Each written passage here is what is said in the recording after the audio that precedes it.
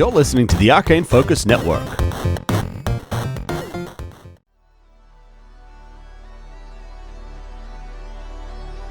Previously on Star Raiders. Alright, you guys successfully fended off the attack, but you are looking a little bit worse for wear. Brandon places a hand on Sawbones' shoulder. He heals you for 12 points. Ooh. Oh, wow. And right up the top of the map to the north, there is a structure that appears to have a garage attached. It looks like it's got some cars or some vehicles in it, and it's quite secure. I like the idea of vehicles. And yeah, you feel like you'll be able to perhaps safely rest here. Sounds good. All right. Cool.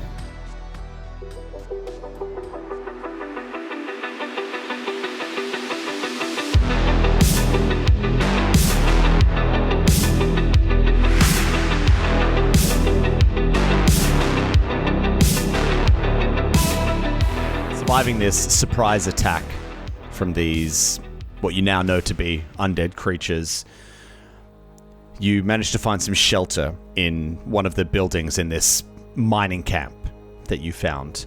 It's not quite underground, but it does go down into the ground a little bit, just a few steps, and it appears to be a kind of storage area slash workshop-y area slash maybe a break room for the people that work in this. Well, it's attached to a mechanics.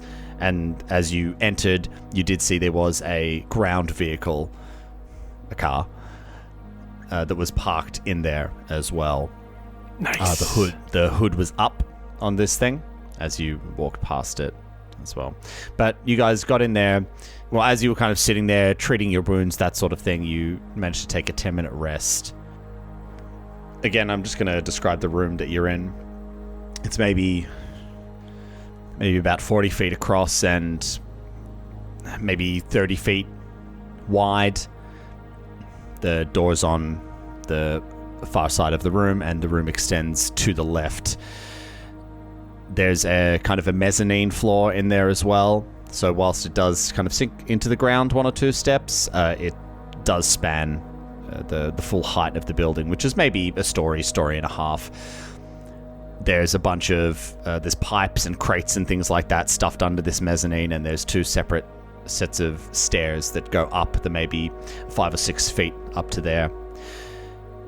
Up there's some cabinets, things like that. There's some seats, a little table, that sort of thing, where again you can see this was probably used as some kind of break room. What would you like to do? Well, what do we think? Do we think this whole planet's overrun with zombies? Is that the prevailing theory? Probably. Yeah, by the look of the ships we saw leaving on our way in, I'd say correctamundo, Sawbones. Well, is priority one be trying to find a ship and getting off this rock? Sure. We gotta maybe use this car that's conveniently here to drive to the city that would be too far to walk to. Yeah, I agree with Tiny. I was thinking I could probably have a look under there and check it out. See if we can make it run. Why don't we see if it runs at the start before No you go way. under? Totally want to have a You're look like first. so eager to just jump underneath cars. Yeah, It's like, take it apart. you know, cars normally start by going inside them. Hey, the bonnet's up. I may as well look. Yeah, Yeah. Burzin sticks his head in the door of the car and checks underneath the visor to see if there's any keys that fall down. Yes, there is.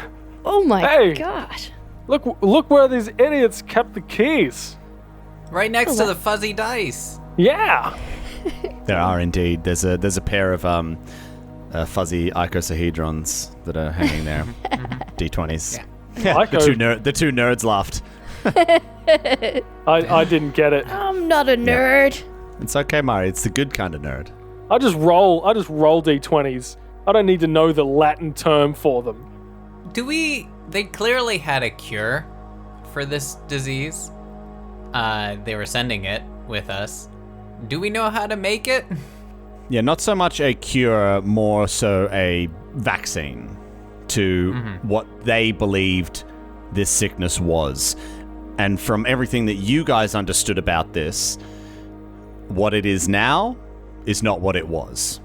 Okay. Oh, It's mutated. okay. Well, if you don't want me to have a look under the hood first, how about you try those keys? We'll stick the keys in the ignition, and I'll have a look and see what's happening under the bonnet.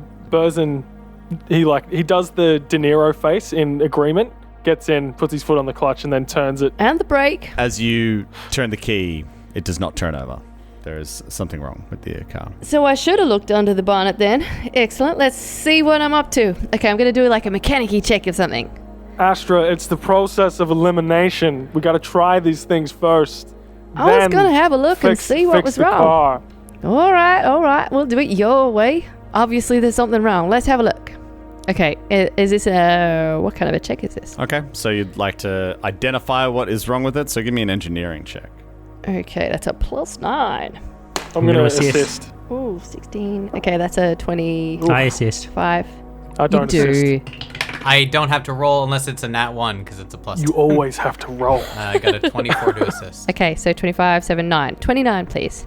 You're pretty sure it's because it's not even turning over. You think it probably needs a little bit of juice first. Maybe the battery is gone, and from there you can try it again, and then maybe if it's still not working, troubleshoot from there. All right, guys. I'm thinking this might be a battery-related issue. How about we grab one of these batteries we've got on us, and I'm just gonna put it in line here and check how it goes. I'm gonna, plug in the battery and see if we can start this. So. Yeah, you plug it all in. Okay, Cap. What do you reckon? Kick it over, please. Burzin kicks it over. Mm-hmm. And the car lurches and... Well, now it sounds a bit more fuel-related, doesn't it? Crap. Sure does. I'm making stuff up now. Is it fuel-related? Yeah, potentially. So give me another engineering check. Okay. 19 plus 9. I was on a fucking 19. 28 to aid. I assist. Okay, well that's a lot higher than I was before, so surely I can get it to work this time. Looking in the engine bay and listening to it as it's turning over, you think that it might need a bit of work done to it. Like there's probably a few parts that do need some work, but luckily you are in a workshop. You could probably spend a couple of hours maybe replacing a few of the parts. A cursory glance of the workshop sees that there's lots and lots of parts around here. There's a workbench that's, one of the parts is, half taken apart, that sort of thing. You think they probably spend a lot of time just keeping this thing running. It's old as hell. It's like one of those old Toyotas that goes for like 300,000 kilometers or something. Just goes forever as long as you service it. Yeah. Yeah, pretty much. So it's one of those. But yeah, you think you'd be able to probably get it running, but it is going to take a few hours. Well, guys, I'm pretty sure I can get this thing running again. I can see some parts over there on the bench. Maybe you guys should take a look around. I'll fix this up when you either get some rest or, I don't know, see what else is around. Yeah, I'm Sure. I want to check out some of these crates and boxes and other buildings. So you get going with that, and I'll check out this other stuff. Righto. I'm going to go, pick up all the parts and try and make them work again. What does the car look like? It's a utilitarian buggy. It's got quite large wheels. It's covered in rust and dust. It was maybe once painted blue or red or maybe green. You're not quite sure. Ooh. One of those The full colors. spectrum. The full spectrum of colors. Yeah, it's an RGB car. It's got enough seats for all of you. It looks like it can seat 6, and there is a little room up the back for cargo. All these seats look like they could be taken out. It's very well. It's a typical vehicle for something like this, an area like this, one would say. Utility. Is it open topped? Partially. So it's got a basic cover at the back, Okay. but yeah, the driver's seat and the passenger seat are both uncovered. Nice. What are the rest of you doing? Burzin wants to check out the tarp covered crates or the stuff that was in those tents, and then check out some of the other buildings as well. Yep.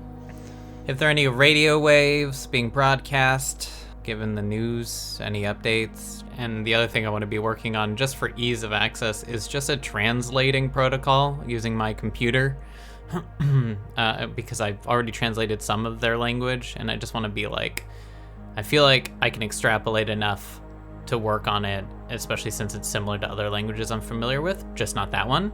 And I could translate enough of their message prior, so I feel like I have some backlog on my computer. And that's what I'd like to do as well. Okay. You could certainly try. I'm really handy, because I'm a little rat, reaching into small spaces and catching any screws that might fall through the bonnet and those sorts of things. I'm going to hang around and try to help fix a car. So, first things first. Astra, give me an engineering check. Can do. Okay, so I did a 16 plus 9, so 25. And Sawbones, you assisting? Yes, I assist. That was a 20, a dirty 20. Ooh, can Bantam assist? Sure, Bantam can assist. Get Bantam. Okay, so he got a 17 and he's got a plus 2. So he got a 20, so he assists. So you guys start working away at this thing, maybe, looking around, listening, maybe start taking out certain parts and, maybe trying to start the process of elimination, that sort of thing. Brozin, as you're going out, give me a perception check, Daniel, and into this area, Brandon comes with you. Yeah, I was actually going to search with you suggest as well. that he comes with me. Yeah, it's part of Burzin also wanting to secure the area. His soldier senses are firing, so he's like, secure the area, check out some stuff, see if there's anything useful we can find. Look in the other buildings. What do you say to him? Because he's kind of there, arms crossed. He's watching, Sawbones and Astra fixing the car. He gets up from his 10-minute rest, grabs his plasma caster, goes to walk out the door and turns back and says, "Get your gun, kid. You're coming with me." All right, Cap. And he loosens it in his holster and he takes it out and he checks it, gives you a nod and he follows you. We march out the door and Burzin rolled a natty 2 on his perception check for a 7. Mm-hmm. But I think it's one of those things, like it's this, and this is my favorite thing to do, is narratively explain roles. Like you said, he's probably busy looking around, securing the area and things like that. Is just, he's more concerned with the immediate danger. Like you said, those soldier senses are starting to kick back in. Sure. Let's go with that. Meanwhile, Brandon got a 28. Of course he did, because he's a fucking mystic. He's probably got like a 15 perception. Mm-hmm. And as you're kind of looking out, get some dust in my eye. Maybe checking out, watching corners, watching the horizons, that sort of thing. He says, hey Cap, most of this is fuel and stuff like that. Some batteries and things, but I think there's some stuff here. Burzin turns around, has a look. What'd you find, kid? And there's lots of bits and pieces and parts and things like that, but taking some time, maybe take 10 to look through everything. You find there's a pair of dust goggles. Ooh! You find 3 bottles of like an intoxicant. You can tell it like you uncork it. Oof. It's pretty strong smelling. Moonshine. Bit of moonshine. Yeah. It's moonshine. So maybe it's wrapped up in like an oily rag or something. They're hiding it. And you find 40 feet of titanium alloy cable line. Nice. As well. I have a distinct feeling that I've got some of that. I've got 50 feet of it already on me. So I'll take that to give to someone else. Here, you hold on to this, kid. Never know when you're going to need some rope. All right. He kind of slings it over his arm, like a kid putting rope over their arm when they're going to climb a treehouse or something. You find a jerry can. Ooh, is it full? It is. A utility welder. That's pretty fancy. And you find a pair of, strangely enough, mag boots as well. Are they like universal size, or are they sized to fit like a rat person perchance, or a lizard man? They're standard size, but any gear in this game can be, if you spend some time, modified. It can be modified, so it's a non-issue sizing. Mag boots. That's what I think they are, right? They're for like 0G, make you stick to the ground. Yeah, they're magnetic boots, yeah. Yeah. Wearing them, like climbing metal surfaces, you get a bonus, and, +2, like when you're on metal surfaces, you get pluses against bull rush and trips and things like that as well. That's cool. So it's different from the flavor mag boots you guys are already wearing. These are like an actual practical thing. They have mechanical benefits. How far away from where everyone else is are we? You're right down. You said you wanted to check out the tent areas, so you're right down there, near where everything first kind of kicked off. Well, Burzin turns to Brandon. He says, "I think Astra could probably really use some of this stuff. Let's take it back and come back out for another sweep." Right. Starts Head carrying back. stuff with you. And Tiny, you are going out to this comms tower. Sure. You stand at the base of it, and you look up. It's very high. But you see there's a utility access ladder there, and there's a landing near the top that seems like it's got a control box up there. Is it made out of metal? Yes. As we walk past, Burzin throws the mag boots over. It's like, Tiny, if you're going up there, maybe you can use those. Okay. Thanks, Cap. No worries. This is a flavor question. Do you think this radio tower has do you think it's a construct that is with the technological subtype of receiving messages? I wouldn't say it's a construct, it's a structure. Fair enough. Okay, well, either way, I can still connect to Bantham if I need as well down there. So I have telepathic message. It works with machines too. Cool. But, okay, so I climb up, I guess. Sure. Yeah, I climb up. Can I spend some time to make these mag boots work for a lizard like me? It's a tight squeeze, but you can kind of get them on. Maybe use a bit of extra duct tape to tape them on or something like that. Yeah. But they're on. It's a fashion statement. Yeah. Yeah. Climb up and you kind of turn around and you look around at the view around you. You can just see how much of a wasteland this area actually is. Mm-hmm. It's that white coral and brown and dust is almost as far as the eye can see. There's mountains off in the opposite side to where the city is, and you can see there a road that is heading in towards the city, and it's kind of got, there's rocky terrain and things like that all around it. It's, some of these areas are almost canyon-like. Not, Grand Canyon, but smaller valleys, things like that. It is quite rocky in a lot of these areas. And as you look out of it and thinking about the coral, you think, yeah, maybe this was once a seabed or something. It's got that kind of vibe to it. And you can see there are, off in the far, far distance, you can see there are little operating mining stations like this one as well. What? And looking out into the city. Awaken in this desert. Looking out into the city as well, you can see that there is smoke coming from, a couple of different areas, but it's like a mega city. It's not like, oh shit, city's burning down. It's surely if there was something like this happening, fires are going to start. As you're standing there watching, you catch the unmistakable glisten of sun off a spaceship hull as another one you see takes off. Wait, don't. Can I ask a question? Stop. Oh, sorry, didn't see you there, buddy. Hey, Jump on in. Hey. There's only room for one. Okay. Cannon. Cool, thanks. All right, bye. I'll get help. I'll send help. So when he looks over at the city, when you say it's a mega city, how much of the horizon does it take up? When he looks at it, is it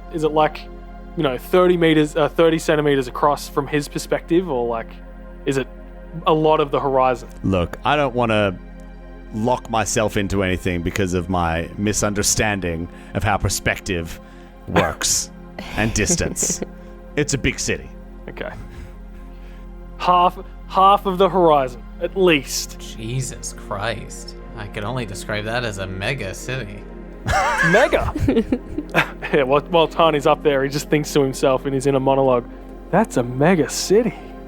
I think using math, I could figure out how big the city is.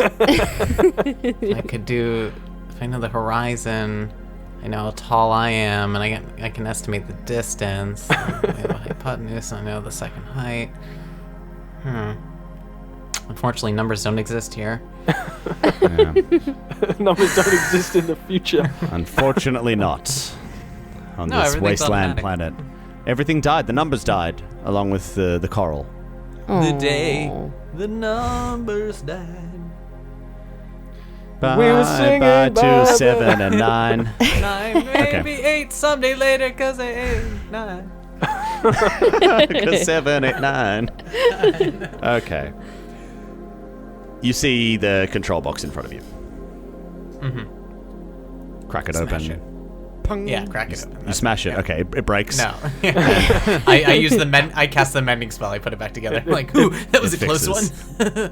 Yeah. Ooh. Yeah, you kind of it's maybe a little bit rusty, and so you wrench it open, and yeah, sure enough, I there's throw it over my shoulder. the door. Hey, watch it! and you're faced with familiar-looking circuitry and like a small little computer readout to give you diagnostics and that sort of thing. So you could plug your personal computer into this and give me a computers check. Okay, that is a 27. So you're up there and you manage to tap into this thing, and Tap, you tap. start receiving all of these channels, and you'll start listening in. It's playing through your suit comms, so you're listening in. Nothing. Static. Change. Nothing. Static. Next one. Garbled stuff. You clean it up. It's nothing of note. Next one. Next one. And you're up there for a little while, kind of one by one. A little while. Yeah, a little while. Just slowly, you're pressing it. You'll listen for a few seconds. Is it anything? Yes, no. Next. Same. And this repeats for a while. There's a few dishes and things like that attached to this. But eventually you come across a signal that it's that language that you heard before.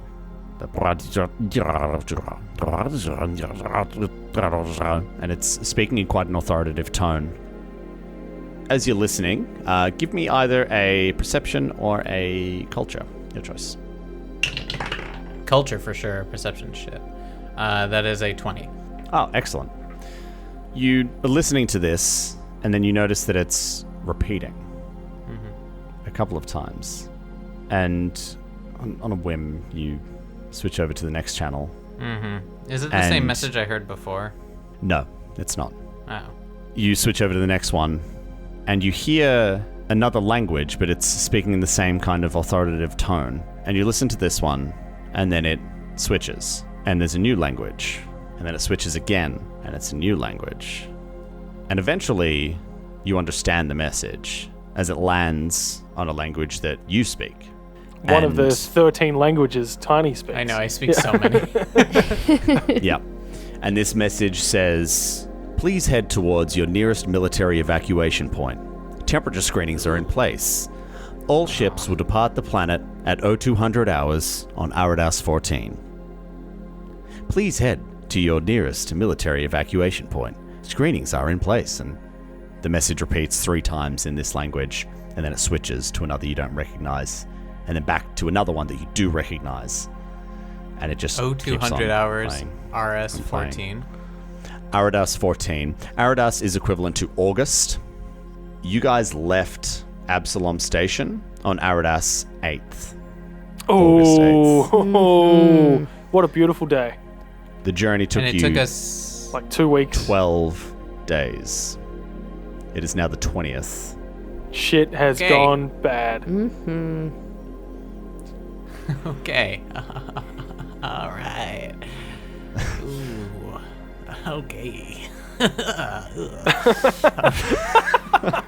And he's just up there. Just, oh, ooh, okay. Oh, yeah. I see what's happening. Just pulling on the collar of his armor. Ooh, am I right? I look around at the empty control room. It's bad news, bears, for these guys.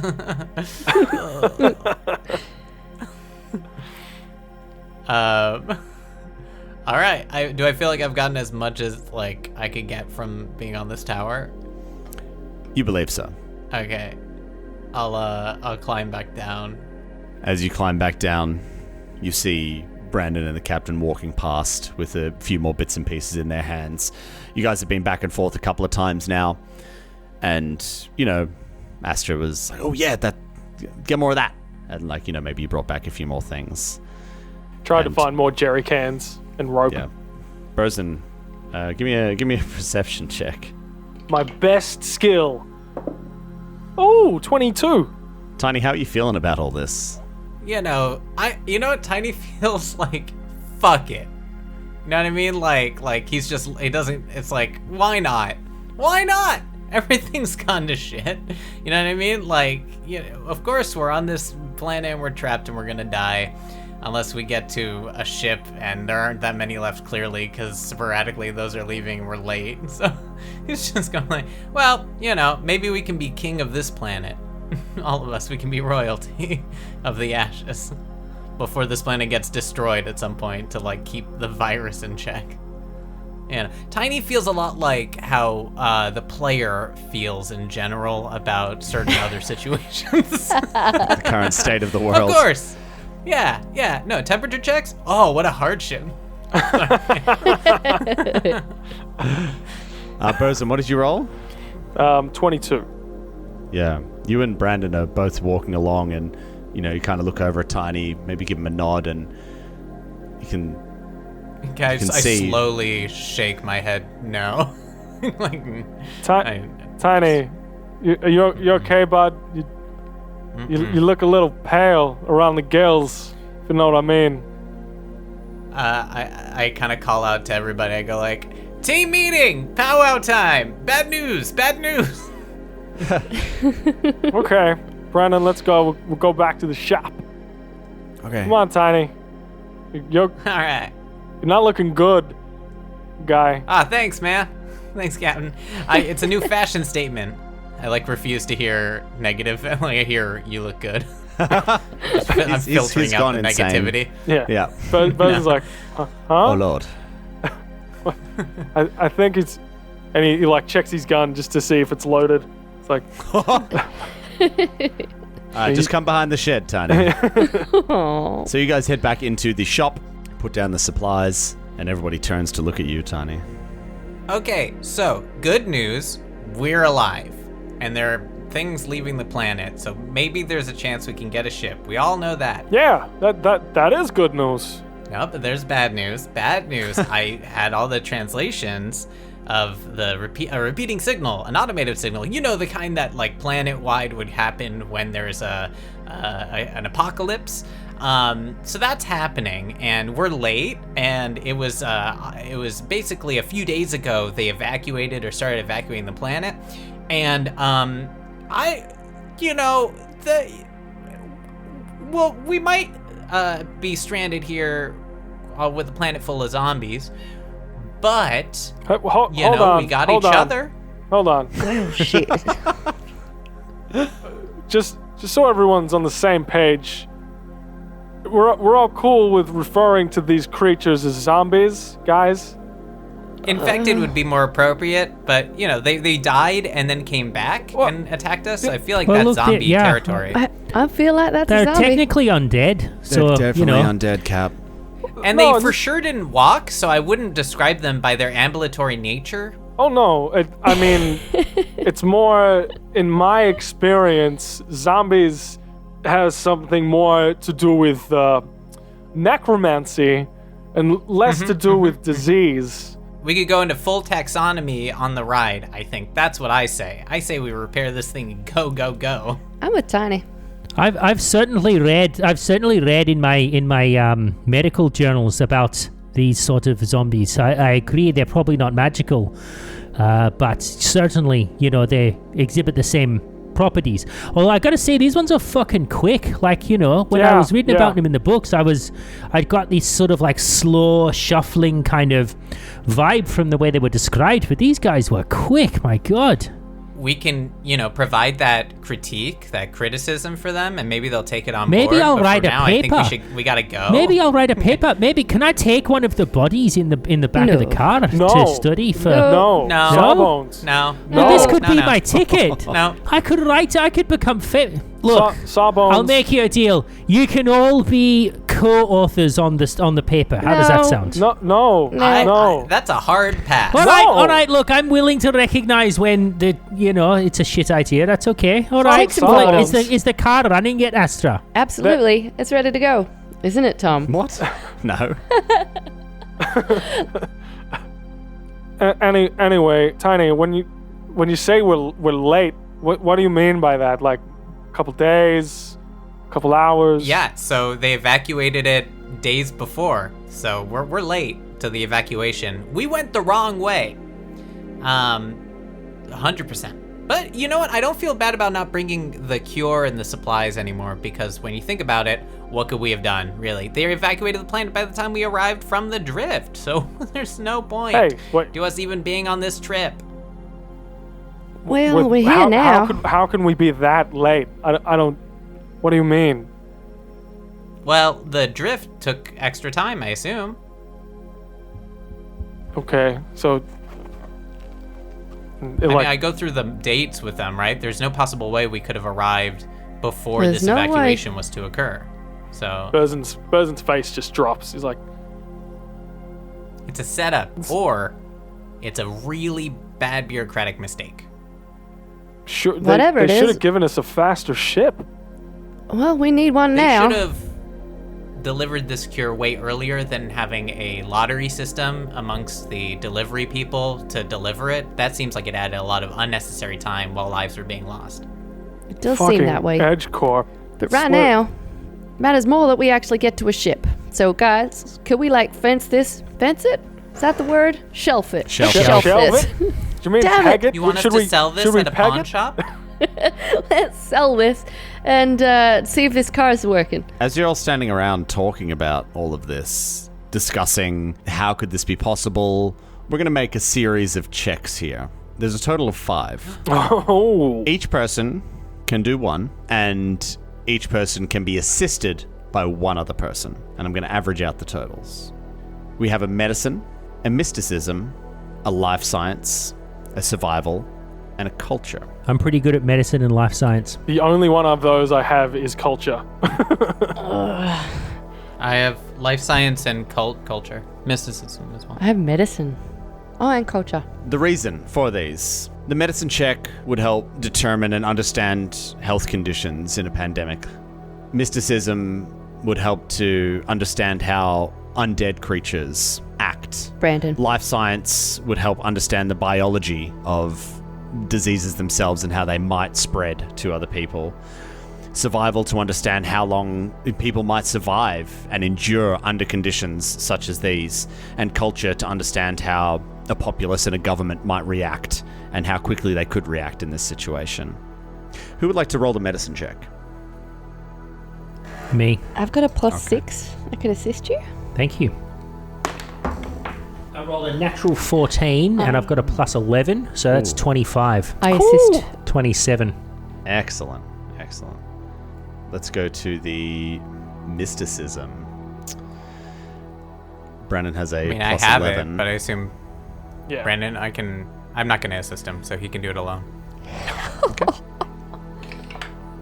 He got a 14. Rolled a natural 3. Well, can I assist? Don't waste it. Moment's gone. Ah, Could have been assisted, but no, it's not.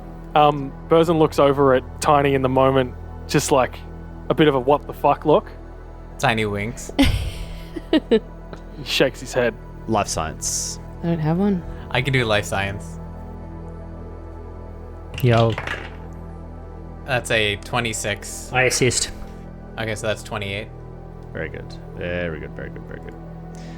and survival. I've got a +0 to survival. I've got a +0 as well. I have a +0. I got a +2. You already did the medicine check. Well, who hasn't rolled yet? I haven't rolled. I was going to do the culture check. Okay, so I'll do this one and then I'll... Wait, have I assisted? I've assisted. Okay, so I'll do this one. Someone needs to assist me then. I can help you with that, Astra. All right. Oh, I got a 19! Nice. Lucky, because I don't have any pluses. I got 19 plus an assist. Yep, Brandon assists. 21! Excellent. And the culture check. I'll assist. Yeah, I successfully assist. Uh-huh. That's a natty 20 for Oh, baby. Yes. a 27. Yeah. Oh, baby. Hey! So, the average that everybody made was high enough. As you're all talking about all of this and you're discussing different things and somebody says, oh, well, what about this? And, this is the strain that the hospitals are under. And Brandon's saying, yeah, like in my research with Desna, actually she references undead quite a lot. And, here's all of this information about undead creatures. They can be quite vicious and based on what we saw. And then the life science saying, yeah, so, based on the pustules and it looks like it's a disease that can spread in multiple ways, that sort of thing. Survival, based off of everything you've seen so far. It seems pretty sparse. The things evacuating, the messages, the city itself looking like there's several fires that are still happening and not being controlled. And then culture, kind of saying, well, how would a people act in this situation? And, kind of just pondering that point and seeing what you've seen so far and, if it was in a megalopolis like this. And although unlikely, you all think that it is very possible if it was fast spreading, a disease could cause a catastrophic disaster like this. If a significant amount of the population was infected, which were before you came here, and if they then progressed to these undead creatures, whether that was a mutation or if they succumbed and it was something that happened later, like you don't know the specifics of that part, but in a densely populated place like this, things like this can happen very, very quickly. If 10% of a populace was to fall victim to this, a city like this could fall in as few as 5 days. There's a lot of factors in that, of course, and this all comes up when you guys are discussing it. There's the virus itself. Does it mutate? The military and the police response and preparedness, the evacuation response, the availability of not only ships to evacuate, but safe places to land them and accessibility to those places, the behavior of these undead themselves. Are they aggressive? Are they slow? Can they be killed? Will they die naturally? Like all of these things. I mean, the list goes on and on. But it's pretty safe to say that things are pretty foobar at the moment. It's bad. Yeah. Things are bad. We are fucked. Who knows what FUBAR stands for? I do not. I do. Fucked beyond all Recognition. Fucked up beyond all recognition. Yeah. Well, now I know something. There you go. As you're all standing around and having this discussion, and imagine like the camera's kind of like panning around to everybody as they're all like saying their part and everything. And after all's said and done, everybody's just standing there for a moment. And it's silent. And you hear, again, the wind whipping the tarpaulins on the cyclone wire fence. Maybe like, dust and sand kind of tinkling against the metal prefab structures. What would you like to do? Fucking, I love that shit, Tom. More of that. More of soundscape, scene setting. Where are we at with the car? Yeah, Well, where are we at with the car? Burzin turns to Astra. So, where are we at with the car? Let me just take one more look and have a roll and see. Can I roll for that? You can make another engineering check, All right. assisted by Sawbones, if you'd like. +9. Okay, 28. Yeah. I assist. Oh, plus an assist, so 31. Well, let me tell you about this car. Tom? I know the service history of this car now. She's Gets the purring like a logbook. kitten. Oh, look, I found the logbook. Everyone's like, Astra, is the car ready? She's filling out the logbook. No, we don't have time for this. You get it done, and you come out. Maybe wiping your hands off on a greasy rag, sort of thing. Sling it over your shoulder. Give a bit of a nod, and you think maybe you've got it. I reckon we're good to go, guys. One of you kick it over, and I'm gonna have just one last look. I step into the driver's seat and turn the wheel. No, turn the key. I just need the key. Like a little kid turning the wheel. Yeah, like not you able to reach reach it? the pedals. No. Just don't ask me to rev it, lass. You're too short. You turn it over, and it's.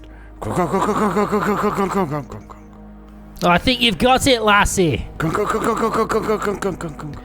One more time. Oh, Purr beautiful. like a kitten. There Listen we to it purr. go. Good job, Bantam. High five the robot. Good job, Bantam. What the fuck have I been doing the last hour, lassie? Come on. Hey, that was really good on retrieving that screw for me. Thanks. Thank you. Yes, that's what I wanted. A little bit of recognition. Well, gentlemen, what do you say? We head off towards the city and see if we can find ourselves some sort of spaceship. Well, I'm not driving this thing, just to be clear. I am totally driving this thing. I've got these cool what are they? Gloves that I got from the last place. Some reckless drugs? No, God damn it. Reckless drugs. What have I Jesus. got? That's right. Reckless What gloves. did you take? It's really hard to say. Check the moonshine. Is it still there? Astra, have you been getting into this moonshine? I was really thirsty. I thought it was water. I'm pretty sure it's No, turpentine. that's paint thinner. Holy shit. No wonder I can't see out of my left eye. Good. And Burzin turns to Sawbones, and Astra's like, "What do you mean leave? I haven't checked out the other buildings yet." Well, Captain, they evacuated days ago. I think we should probably, make a move. Oh, I'm joking. Let's go. Okay. At this point, you have a choice. It's getting late. You could go now, or you could wait until morning. Well, I definitely think we should go now. We're already running late, according to what Tiny was saying. The Well- ships seem to be taking off every 10 minutes. Well, I could drive while you guys have a bit of a sleep if you like. Aye. Get us as I close. could fall asleep on a car. I'm gonna wear the mag boots. Sleep standing like a cow. He sleeps standing up. How far away does it look like driving? How far does it look like it would take? How many hours is the question to get to the city-ish? How far does it look like it would take? That's the question I want to have answered. Me too. My answer is 7. yes. 7 is how far. 7. I like both of those answers. Well, all I can say to that is if one train leaves the station at At I know the 8:45, answer to traveling at this. 70 k's an hour. Yes. So you're not like you don't know, but Tiny would know. Being up there, it looked like maybe 100 to 130 kilometers away. Oh, okay. And if I was driving this thing, how long do I think that would take? It's not like our full night's sleep, is it? That's what I'm trying to work out, is whether or not I could get... Couple hours. No, it would take several hours. Like assuming that all the roads are clear, assuming there's no debris, there's no problems, assuming this car holds up. It depends also on how fast the car goes. All of these things. Yeah. Well, Captain, considering I think that the car's going to go well, we're not going to have any problems, totally going to be a clear path. We can make this. How about we just go now? You know, I like your confidence, Astra. Does anyone need to sleep right now? I'd like to sleep on the way, but I think I can do that. I'm a pretty heavy sleeper. Sure. I'm happy just to get out of here. I don't like this place. I agree. Let's go. Come on, everybody, load up. Let's get out of here. So what are you guys like grabbing a few supplies and things like that? Yeah. Yeah, a few jerry cans. Is there and there's like barrels of fuel around, yeah? Yeah. There is. There's a few different, like not all of them. You know, upon closer inspection, not all of them are for this vehicle. Yeah. But yeah, absolutely. You guys can scrounge that up. It's one of those things. I imagine. You know, you probably take 10, take 20.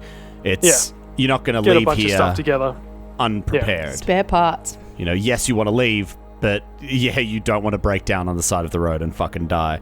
So I imagine, Astra, maybe you're collecting some of the tools in the workshop or something? Indeed. Or? Tools and parts. Yeah. Always need spares.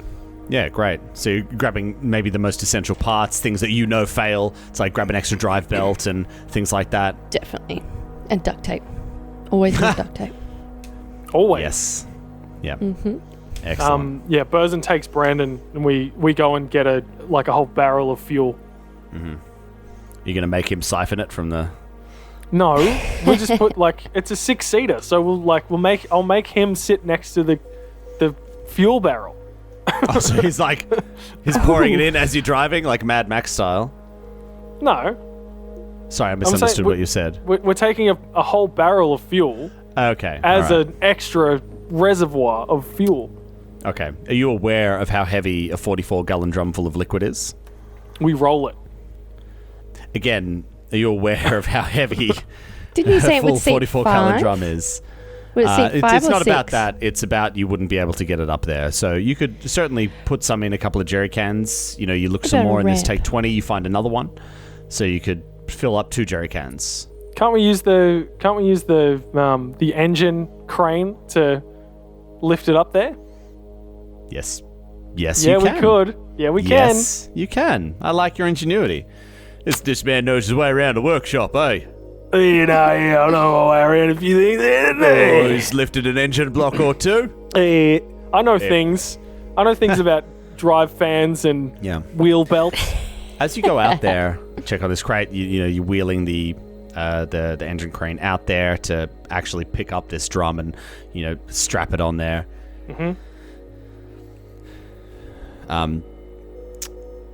Brandon's with you, and you notice him glancing over at these zombies, like quite a bit. What are you looking at, kid? It's just, and he turns back to you. It's something you said, Cap. Like, have you seen things like this before? Like I said, Brandon, not like this per se, but I've come across zombies in my time. I've fought undead a number of times. You said something about necromancy. Yeah. What did you like? What do you mean? Well, I don't know the nuts and bolts of it, kid. I'm not a magic user like you and Tiny, but I was in a special unit. We would be sent in to take out specifically magic users. Oh, I mean, okay. I don't want to scare you, Brandon, but I've literally seen the power that you guys wield go to some people's heads. They become, I don't know if they started out that way or if they became that way from the power, but they become evil. We were sent in to take them out. He's slowly nodding as you're telling him all of this. Right, no, I get it, Cap. Last few months I've been doing a lot of my own research. Astra started me off down this path and she had some good stuff, but I've trying to be looking at lots of different things and learning a lot about this. Okay. I read a lot about Desna. She stands against all of this. And when you said that, I just got... I don't know. And as he says that, he turns towards one of the zombie corpses. And he's staring at it, and he just slowly walks up to it. Don't get too close. It's potentially infectious disease. And he looks back up at you, and you can see in his eyes that looks like he knows what he's doing. Just give me a second, Cap. I want to try something. And he closes his eyes and he holds his hand. He hovers it above this thing. And you're just kind of watching him as his eyes are doing that kind of flickering thing, like he's almost in a bit of a trance. And then he kind of snatches his hand away quickly. His eyes open. And he's looking around as if maybe he thought he was somewhere else. And then he realizes back where he is. Oh. He stands up. He looks down at it and He looks back up at you straight in the eyes. He says, Cap, I think you're right. I don't think this is just a disease. There's something else going on here. How did you find that out? Kind of gives a small smile and looks away, head a bit of a shake. He looks back up at you. It's hard to explain. I can get in tune with certain things, certain energies, life forces. It might sound a bit stupid, but, somebody speaks to me when I do this, and it's telling me that there's something else going on here. This isn't just some disease that happened. Bosun just stares at him for a second. Okay, kid. Well, if this voice is ever telling you to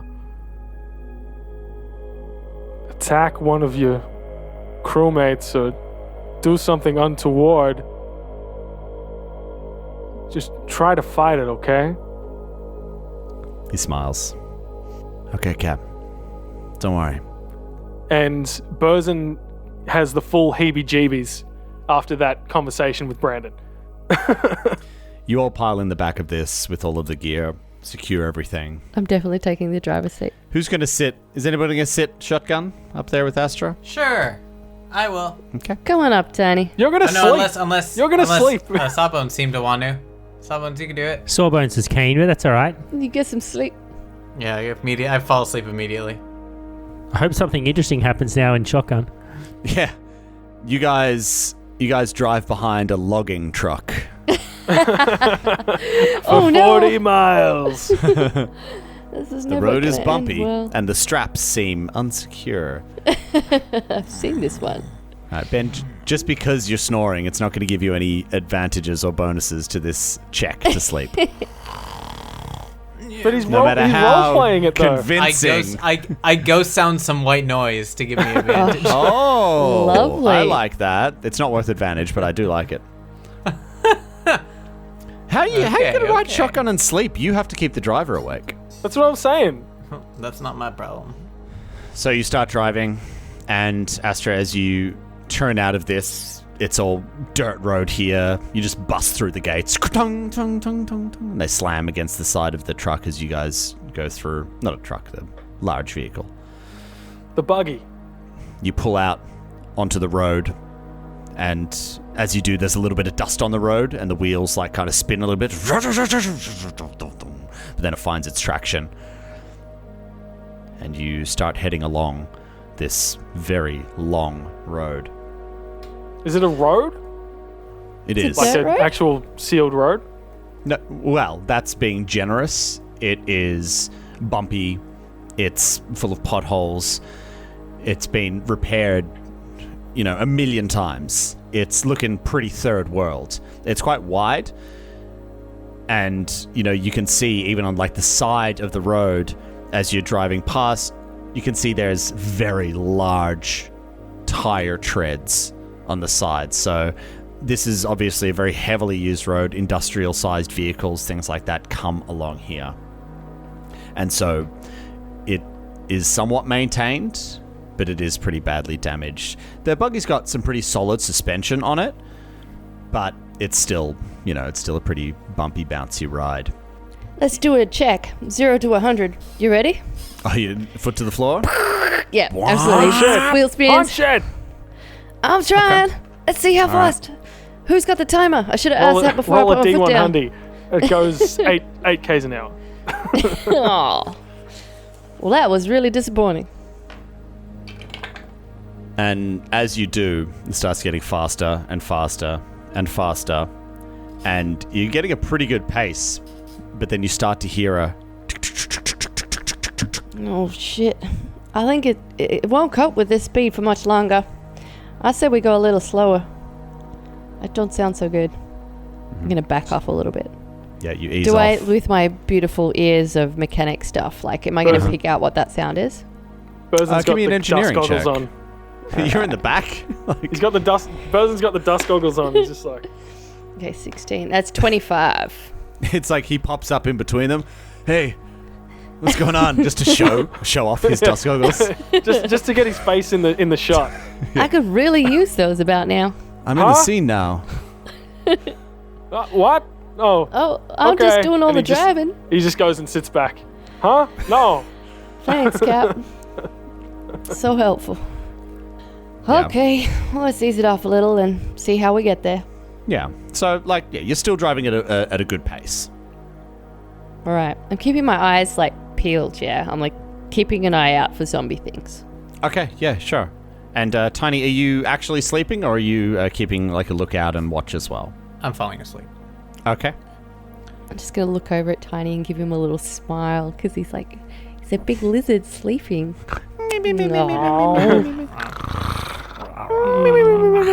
It's like when a dog sleeps and they twitch. He's his lip is going and it's showing these gigantic teeth. Yes. Wonder what he's thinking about. It's gotta be a good dream. Burzen will keep a lookout Okay. from the sides. All right. Tiny, can you give me a fortitude saving throw, please? 15. Okay. The truck is barreling along. It's like a kind of covered tarp area. It's kind of just gently whipping the wheels on the road. They're more designed to be off-road ones, so it's kind of making that noise. It's almost rhythmic, though, as it's driving along, and the cold air is coming through. Sprinkled with dust as well, covering everything with a light coating. In the back sits Sawbones, Burzen, and Brandon. You guys trying to sleep? Are you chatting? Are you working on something? What are you doing? I'm amped up. The kind of excitement of being on a planet that's ravaged by some sort of biological disease. It's got all my, it's got my brain firing. I'm thinking about what's going on. I'm trying to put together what I could do to stop it, or if there's anything I could concoct, any biohack I could create which might sort of slow down or impact or disadvantage the zombies. So Yeah. I'm sort of wishing I had access to the infosphere or my library of old medical journals, but I'm just sort of really having to concentrate from what I remember from memory. Okay. It's like I've read them 1,000 times.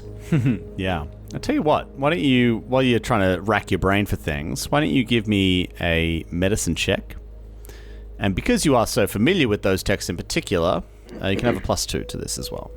Oh. Thank you. Oh, hang on. Let's roll again. 9 plus 11 is 20 plus 2 is 22. Oh, you're like 9. I was like, nah. +11. Oh.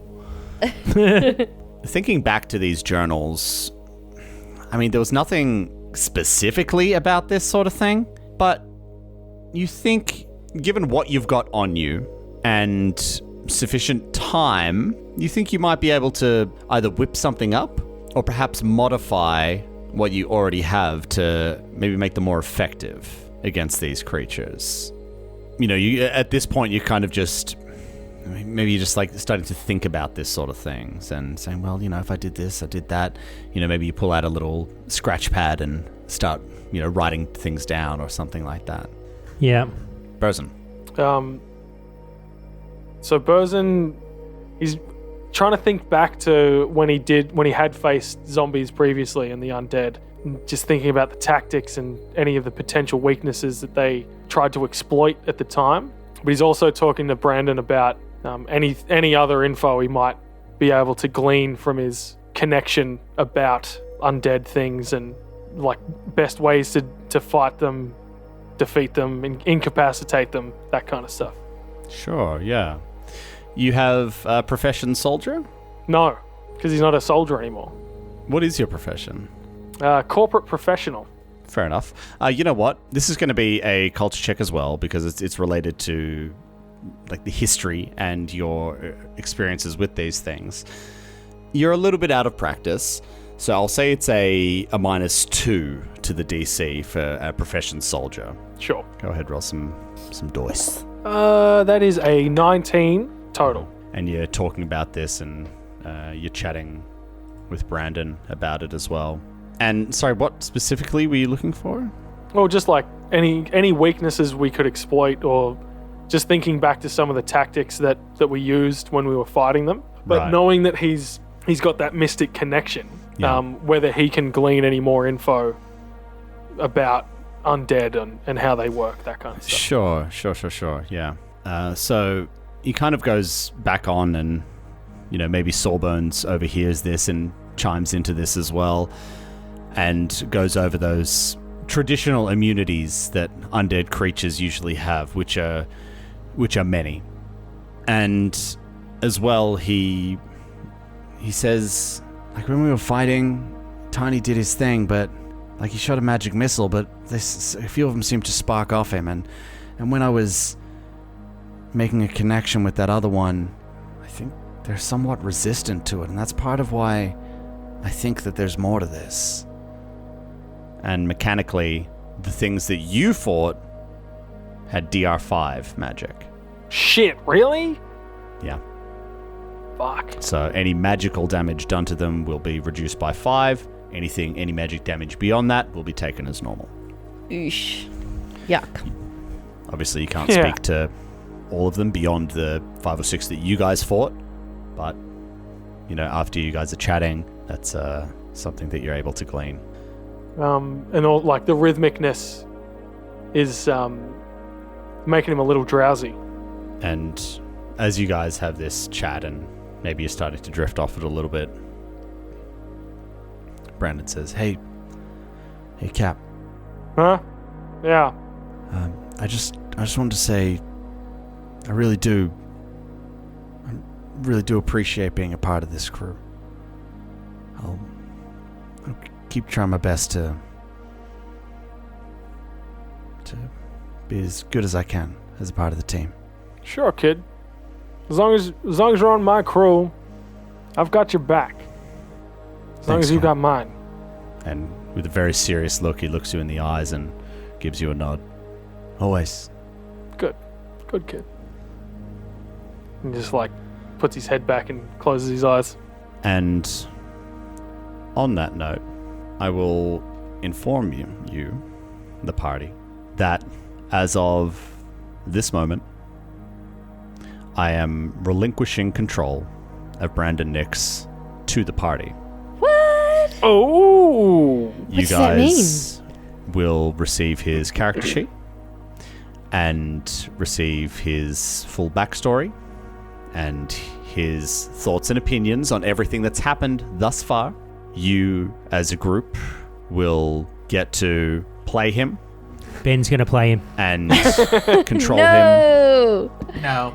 And I believe you either sufficiently understand, or at least the backstory will help you understand him enough where you will be able to play him, not only mechanically, but roleplay him fairly and honestly as well. Everyone practice your Brandon voices. I don't think I can do that, man. How you do that is up to you. Whether or not you want to have one person control him each session, whether or not you want one person to control, or switch between two, or however you guys want to do it, is up to you. It is out of my hands. My intention was never to play... I was never intended to play a DMPC. This character happened, and he stuck around. Every DM will say the same thing. It's like they don't want to play a DMPC. However, I believe that he was around long enough that I think it's fair and honest that this character exists in this world, and you guys should have control over that. All right, well, Dan, you do the voice the best, so you can play Brandon. Ugh. Just because I do voices, Aw. guys. You love doing voices. I do. Well, now you get another one. Well, that doesn't mean I want to play two characters all the time, You guys. do. Now you get to lead two parts in the same scene. Yeah, that's what I want. Can we get a whole scene where Dan just like role plays against himself? Yeah, you don't. This isn't something you have to like. How you do it doesn't have to be decided right now. And as well, it's not something you're going to be locked into. It's like, well, Dan said he was going to play him, so now Dan has to play him for. That's not how it's going to work. All right.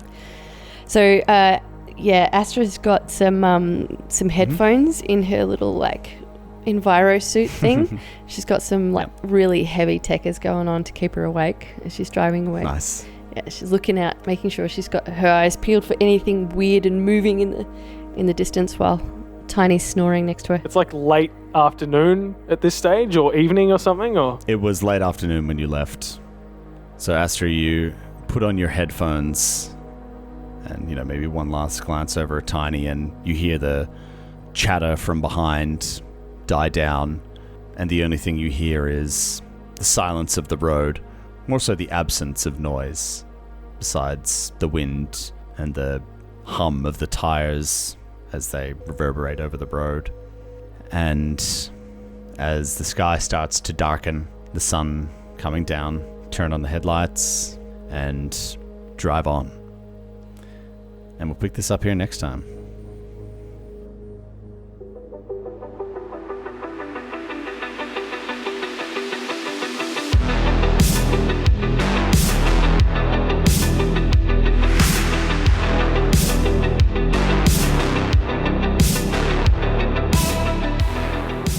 Star Raiders is an Arcane Focus Network production.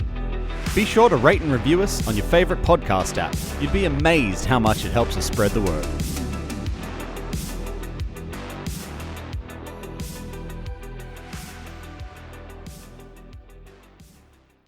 Looking for more adventure? Head to arcanefocusnetwork.com.